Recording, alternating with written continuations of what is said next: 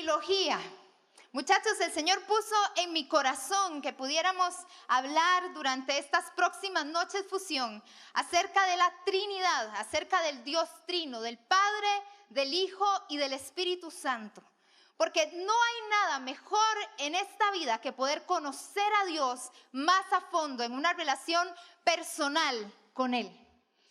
Poder conocer a Dios implica muchas cosas. Y principalmente cuando hablamos de la Trinidad, en realidad la palabra Trinidad ni siquiera aparece en la Biblia, pero sí aparecen el Dios Trino como Padre, como Hijo y Espíritu Santo. Por ejemplo, una de las escenas donde se ve las tres personas de Dios es el bautismo de Jesús. En una de estas ocasiones, entonces viene Jesús, está Juan el Bautista, lo va a bautizar, y en el momento que lo bautiza y Jesús vuelve del agua, entonces en ese momento se abre el cielo, desciende una paloma y se escucha la voz del Padre. La voz del Padre diciendo: este es mi Hijo amado en quien tengo complacencia. Ese es un cuadro que les quise traer, porque cuando uno lee la Biblia, en realidad uno tiene que imaginarse cómo pasan las cosas. Y este cuadro es de Verrocchio, es el mentor de Leonardo da Vinci, así por cultura general. Entonces, cuando uno lee la Biblia, uno tiene que imaginarse, uno tiene que tener la creatividad de saber cómo puede verse esas cosas que nosotros estamos leyendo en la Biblia. Pues resulta que Verrocchio o Leonardo da Vinci, porque parece que lo pintaron juntos, lo vieron de esa manera.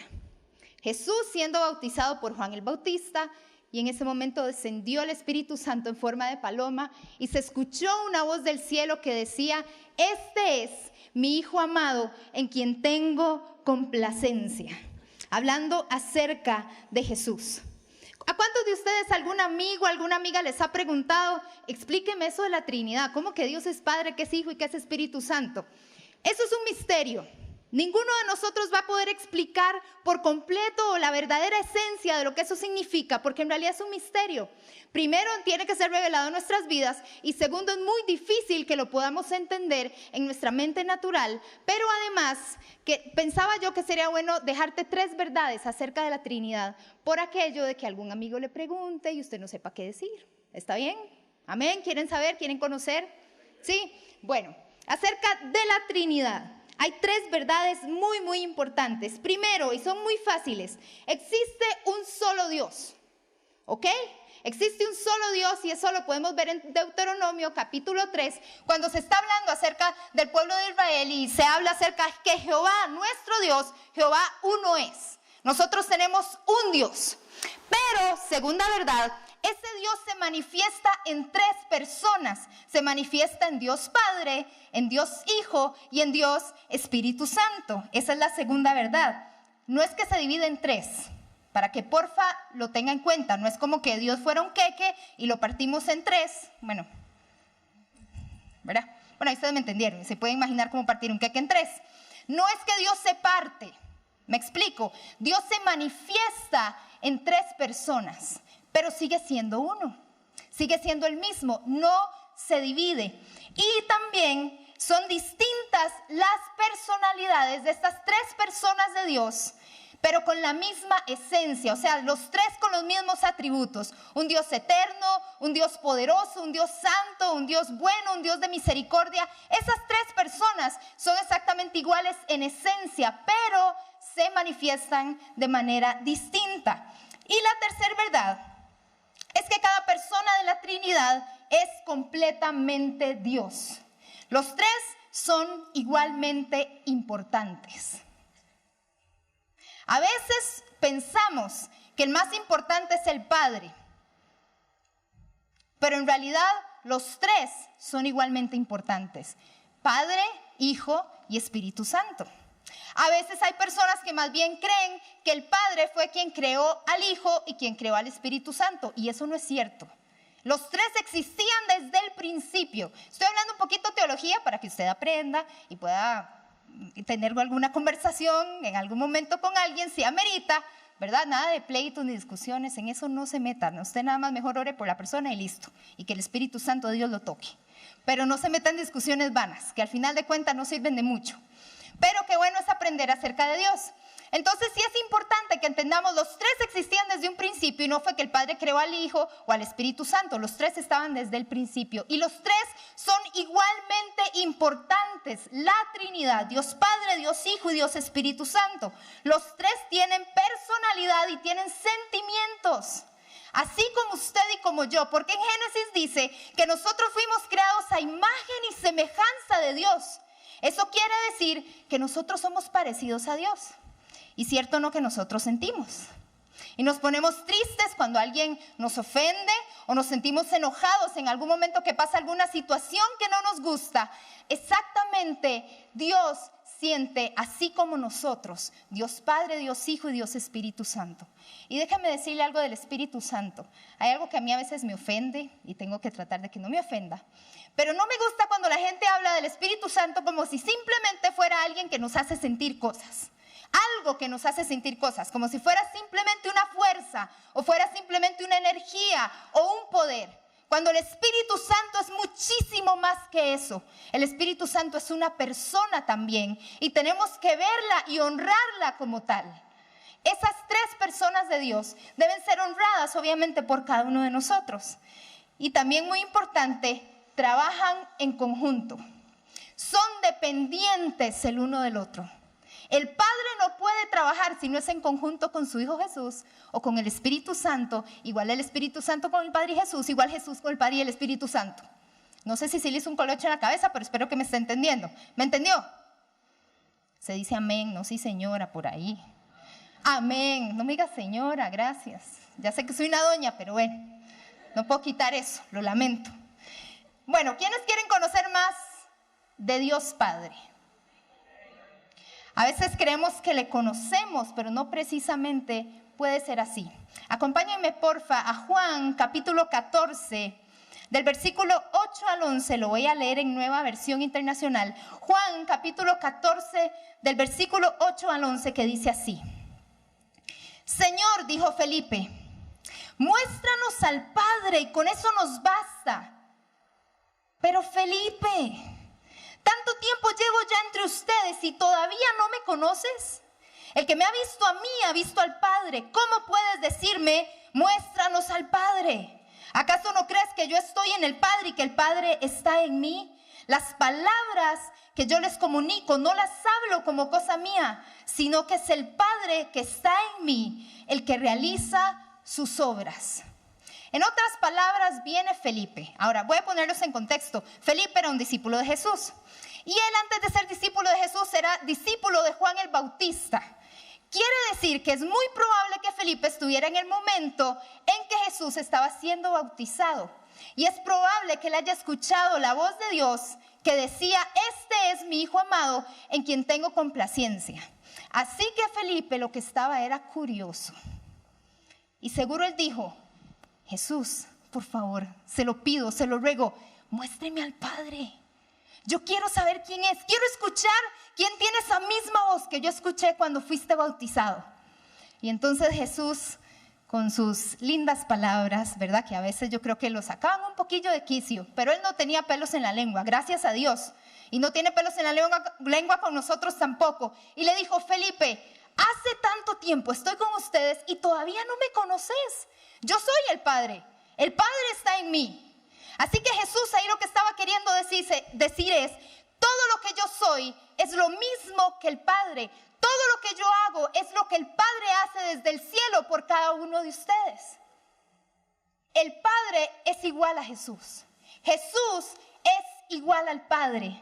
Tanto tiempo tengo de estar con ustedes y todavía no me conoces. Yo me pregunto si esa será una frase que Jesús, que el Padre, que el Espíritu Santo nos estará haciendo a nosotros una y otra vez cada vez que venimos a la iglesia. Tanto tiempo tenés de conocerme, tenés meses, tenés años y todavía no me conoces, todavía no sabes quién soy. ¿Saben una cosa, muchachos? Algo muy importante que debemos de tener en cuenta es que la esencia del cristianismo es conocer a Dios. Esa es nuestra tarea principal. Lo que pasa es que muchas veces queremos conocer sus obras, que no está mal, pero queremos conocer sus obras, lo que Él puede hacer por nosotros, pero no quién es Él en nuestras vidas, quién es Él, por qué nos creó, cómo nos creó, con qué objetivo nos creó y por qué Él es nuestro creador, por ejemplo. Necesitamos conocer a Dios, necesitamos entender quién es Él en nuestra vida y lo que puede hacer, por supuesto, pero quién es Él para nosotros. Tener una relación distinta tal vez a como la has estado llevando, o más bien maximizarla y pasar a un nuevo nivel de conocer a Dios. Cada día debemos de conocer más a Dios. Todos los días deberíamos de ir en aumento conociéndole a Él. Esa es la esencia del cristianismo. Esa es la esencia. Conocer cada día más a Dios. Lo dice Jeremías 9, que si alguien debe jactarse, que si alguien debe sentirse bien, no es por esto ni por el otro, sino por conocer a Dios. Esa debe ser la demanda de Dios en nuestras vidas. Nuestro problema espiritual más grande es que no conocemos a Dios. Conocemos sus principios, conocemos las reglas del juego muy bien. Sabemos cómo tenemos que comportarnos, cuál debe ser la conducta, querramos o no querramos hacerlo, eso es distinto. Pero no conocemos a Dios y queremos decir, sí, conozco todo lo que hay que hacer, conozco los principios, conozco exactamente lo que Él quiere de mí, pero no le conocemos a Él y eso se vuelve un problema. Porque entonces ahí dejamos de vivir en una relación con Dios y empezamos a vivir una religión que es de las cosas que Dios más aborrece. Dios no quiere que nosotros tengamos una religión, Dios quiere que tengamos una relación. Sé que suena una frase muy trillada, pero es muy real. No se trata de hacer religión, no se trata de seguir principios, no se trata de seguir reglas. Se trata de conocer a Dios y que cada día podamos estar más cerca de Él, conociéndole a Él por quien Él es, acercándonos a Él por quien Él es y no por lo que nos da. Amén. Y cuando le conocemos, las demás cosas vienen, como dice la Biblia, por añadidura. Inmediatamente empezamos a recibir lo que Dios tiene. Y solo conociendo a nuestro Padre es cuando en realidad esos principios y esas reglas que muchas veces vemos cobran sentido. Porque al principio queremos venir y hacer los principios, cumplir los principios, cumplir con lo que Él nos pide y después conocer a Dios. Así no es. Primero conocemos a Dios y cuando le conocemos nos enamoramos tanto, nos damos cuenta de todo lo chiva que es Él y entonces más bien empezamos a cumplir esos principios, pero porque le amamos y sabemos que es lo mejor que podemos hacer. Nos acercamos cada día más a Él. Hablando ahora del fútbol, yo no soy fanática del fútbol, pero sé quién es Keylor Navas, ¿verdad? O sea, manda si uno no sabe eso. Si usted es tico y no sabe quién es Keylor Navas. Un ejemplo, todos aquí conocemos a Keylor Navas, ¿amén? Ve, ahí ya empezaron los amenes. Todos aquí le conocemos, todos por medio de los medios de comunicación hemos escuchado cosas acerca de él, hemos visto hasta videos de la humildad que tiene este gran hombre, ¿verdad? Es como un héroe nacional para nosotros. Hay muchas cualidades y cosas que conocemos de él.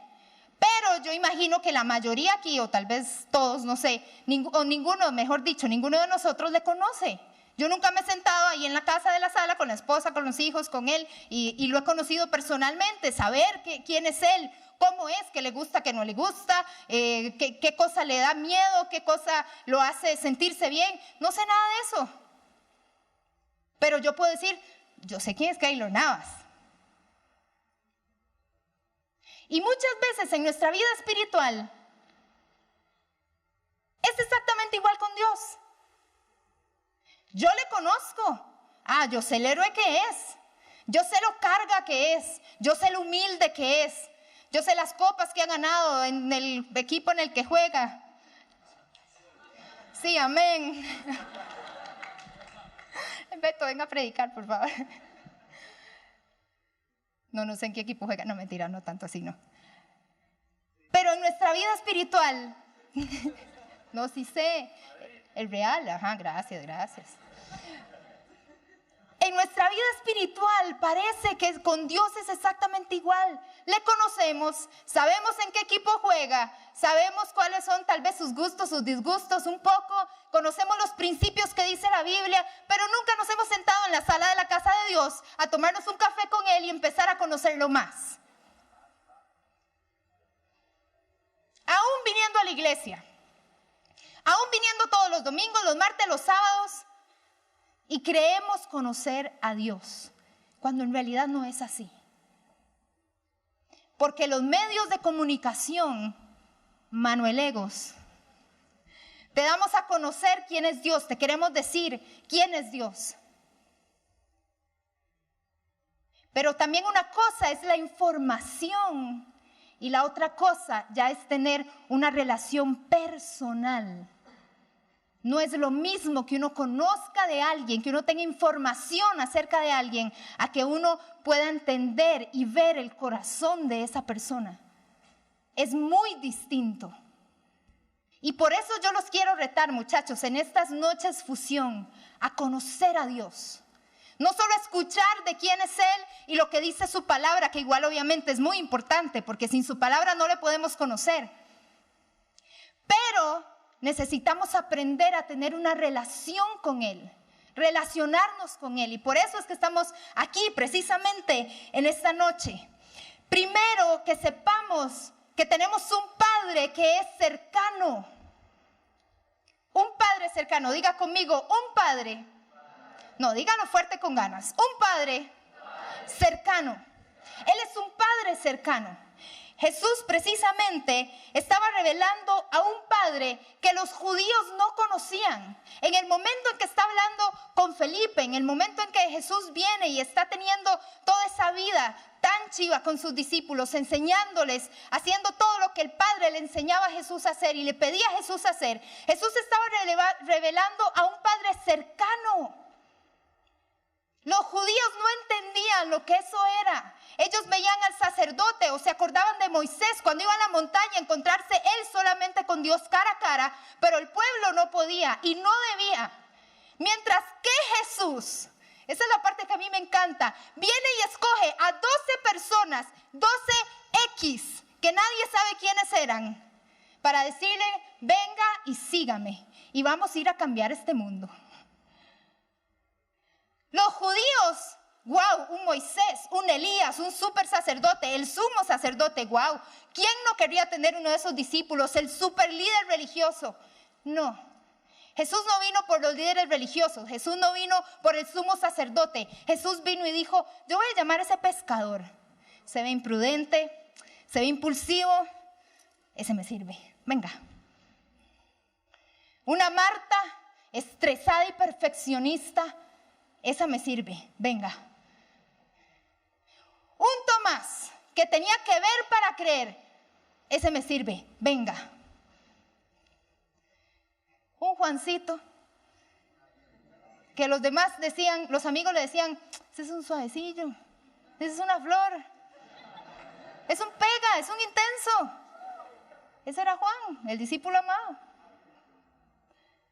Ese me sirve, venga. Un Dios, un Padre que se estaba revelando cercano a la gente, a un simple pescador, a un recaudador de impuestos que no soportaban los del pueblo de Israel, a un Juancito, a una Marta estresadísima, a toda esa gente fue a la que Dios vino a acercarse. Y entonces en la mente judía no se lograba entender cómo era posible que un Dios que parecía tan lejano en el Antiguo Testamento, un Dios que parecía enojado y que quería venir a castigar, aunque en realidad siempre ha sido un Dios de mucho amor y misericordia, ellos no entendían por qué ahora venía un Jesús llamándose el Mesías, que se supone iba a ser un gran rey, y esperaban que entrara ahí en caballo blanco y con una gran corona, y para nada, entró en burro, siendo humilde, con chanclas, porque quería ser igual a nosotros y mostrarse como el Padre que Él es a nuestras vidas. Jesús nos revela al Padre por completo. Primero, en que es un Dios cercano, No es un Dios que quiere estar lejos. Es un Dios que siempre quiere estar cerca de cada uno de nosotros y que nos quiere hacer sus discípulos para que podamos cumplir el propósito por el cual Él nos creó. Y no solamente un Dios cercano, sino también un Dios, obviamente, que se demuestra su amor a través de las acciones. Dios es un Dios que da palabra, pero también es un Dios de acciones. Y vemos a un Jesús sanando a un enfermo, liberando al que estaba cautivo, hablando con aquella mujer a quien nadie le daba valor, escuchando a aquel que nadie escuchaba,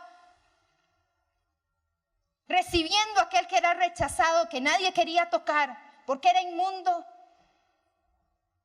comiendo con prostitutas, con ladrones, entrando en casas de religiosos para regañarlos, para exhortarlos y tirarles unas que ellos ni ellos mismos entendían, no lo lograban. Ese es nuestro Padre. Es un Padre de acciones, es un Padre que Jesús nos vino a revelar. Vos lees todo lo que Jesús hace, ese es el corazón de papá. Un papá bueno, un papá que no quiere estar lejano, es un papá que quiere estar cerca. Un papá que quiere mostrarte su amor, un papá que quiere mostrarte su gracia, su misericordia, todo lo que Él es.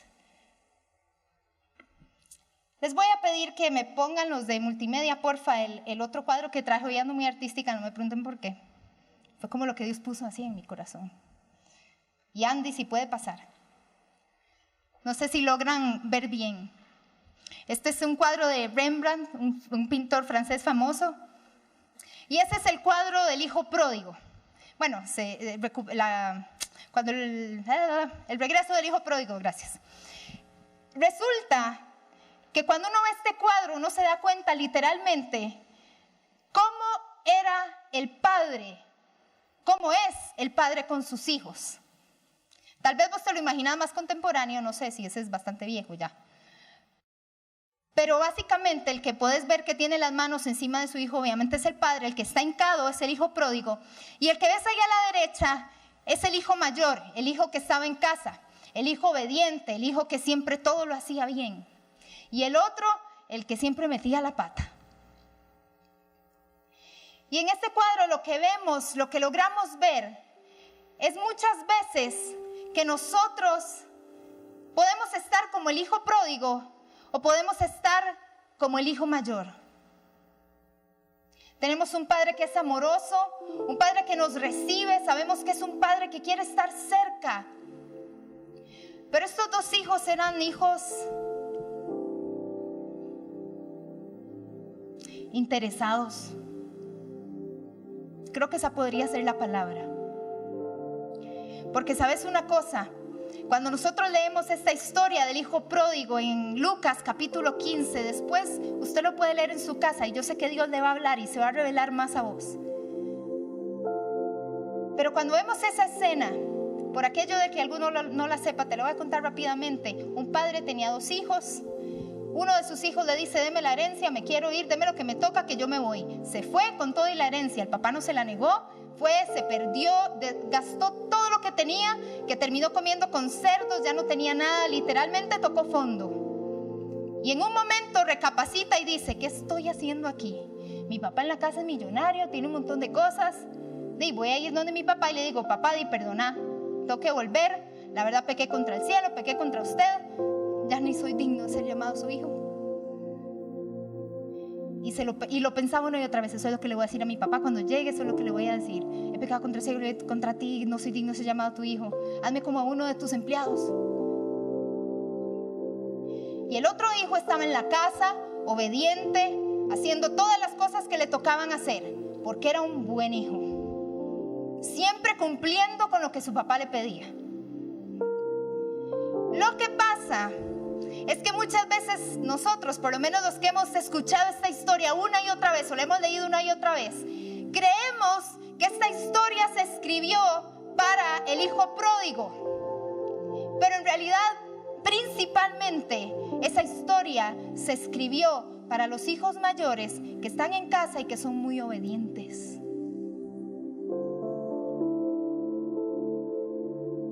Porque el hijo pródigo reconoció su necesidad. sabía que estaba mal, sabía que había tocado fondo, volvió a casa, su padre le abrazó, su padre le recibió con un abrazo, con un beso, algo que los judíos no podían entender que un padre hiciera. Hablando de la parábola de Jesús.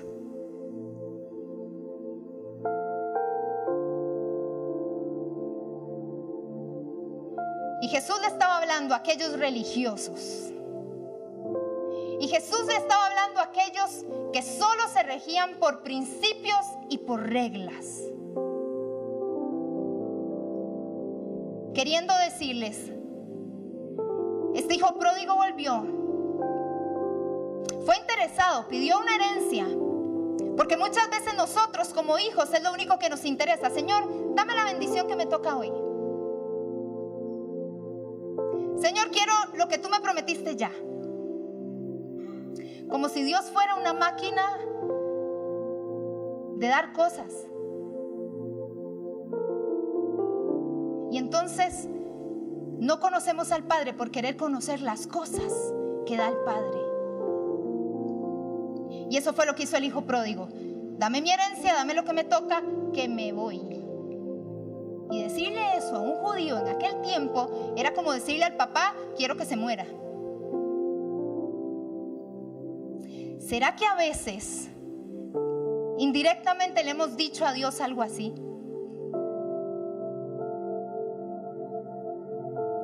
¿Será que a vos en algún momento alguien te ha buscado por interés? Porque yo creo que aquí todos hemos vivido el que alguien nos busque por interés.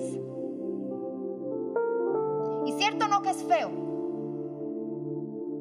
Cierto no que es feo sentirse usado. Cierto no que es feo saber que hay alguien que se acerca a uno porque quiere algo, obtener algo de uno. Es feo. Me pregunto cómo se sentirá Dios. Ahora, Él es un Dios dador y por supuesto que Él nos quiere dar cosas porque Él es un buen Padre. No es como nosotros. Pero la prioridad de Dios, antes que darte algo, es darse a conocer.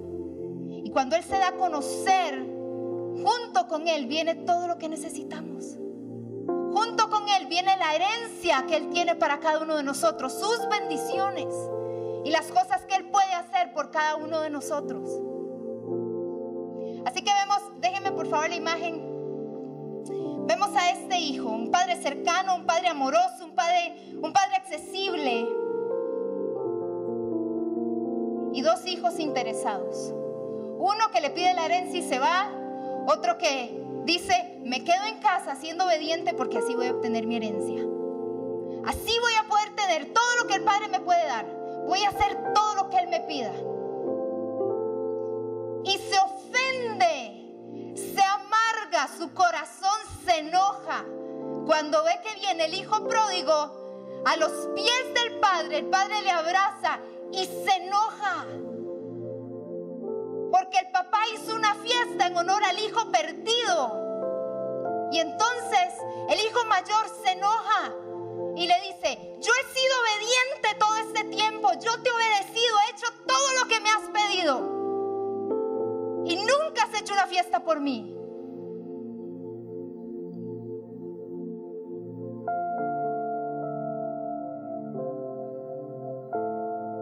Yo no sé si a ustedes les ha pasado como ese hijo mayor.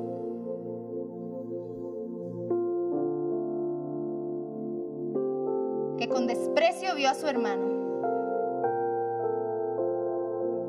y a su papá. Creyéndose muy santo, creyéndose muy obediente. Creyéndose muy digno de todo lo que el Padre puede dar.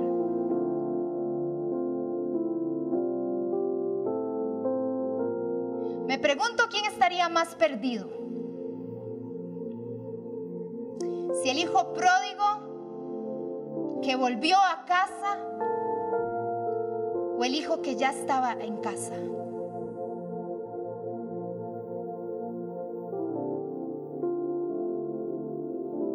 Porque muchas veces creemos que el perdido es el que se va. Pero la mayoría de veces el perdido que se va sabe y reconoce que está perdido. Pero ¿cuántos estarán en casa perdidos sin darse cuenta?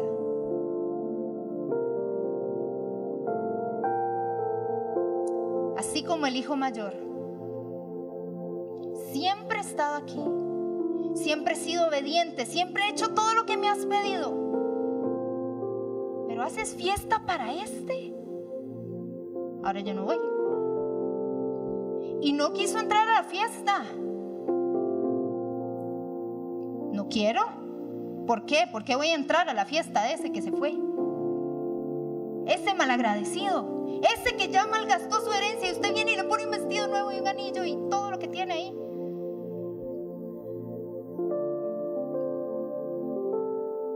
Dos hijos perdidos. Mi pregunta a él es: ¿cuál de esos dos sos?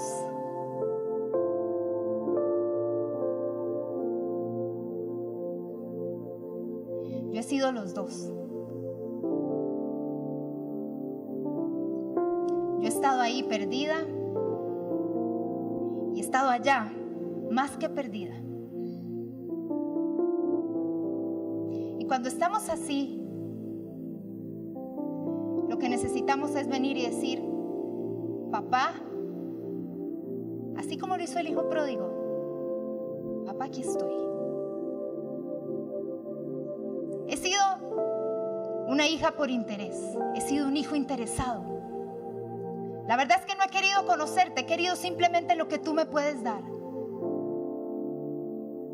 Pero a partir de ahora me he dado cuenta que no estoy bien, que mi corazón está amargado, que estoy enojado, que no he aprendido a aprovechar todo lo que tú eres y todo lo que puedes darme, que no he podido aprovechar esa herencia contigo.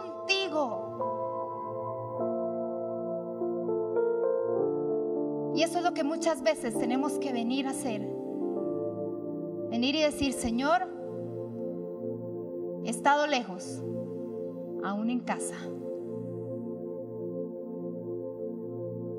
He estado lejos, aún sirviendo, aún siendo obediente, aún cumpliendo todo lo que me has pedido cumplir. Cada principio al pie de la letra. Cuando Dios te dice: yo no quiero que sigas principios, yo quiero que me conozcas a mí. Yo no quiero reglas, yo quiero que vengas a mí, que corras a mí. ¿Sabe qué estaba pasando con estos dos hijos, aparte del interés que ellos tenían con su papá? Que no habían entendido la aceptación. Un hijo se fue perdido y el otro se quedó en casa y no se sentía aceptado. Creía que el padre le iba a aceptar solamente si le obedecía. Yo no sé si a vos te ha pasado que con Dios crees que Él te va a aceptar solamente si sos demasiado bueno. Porque así se creía ese hermano mayor. Si logro ser demasiado bueno, el papá me va a aceptar, papá me va a dar todo lo que necesito. Equivocados. Para esto vino Jesús. Murió por vos y por mí, para que cada uno de nosotros pudiera ser acepto por el Padre. Así que, muchachos, no es por obras, no es por lo bueno que uno quiera hacer, no es por las reglas que uno quiera cumplir, no es por los principios que uno se sepa, es porque Jesús ya peleó esa aceptación que el Padre nos puede dar hoy mismo si vos lo necesitas. La aceptación que necesitas en tu vida de parte de Dios está en Jesús, no está en vos. Escúchame bien. La aceptación que necesitas en tu vida de parte del Padre no está en vos, no se trata de lo que vos podás hacer, sino de lo que Jesús ya hizo por vos. Su amor está ahí todavía. Ese cuadro, en lugar de estar así, debería ser el padre con sus 2 hijos arrodillados, porque así es como cada uno de nosotros debe de permanecer siempre delante de Dios. Recordar que fuimos esos hijos pródigos y que Él nos vino a salvar, nos vino a libertar, nos vino a dar la vida que nosotros, que vos y yo necesitábamos, y que por eso necesitamos seguir a sus pies, humildes, dependientes, vulnerables, quebrantados, sin orgullo, sin creyéndonos demasiado, sin creyéndonos más altos, mejores. Ningún hijo es mejor que el otro. El único que nos hace mejores es Jesús.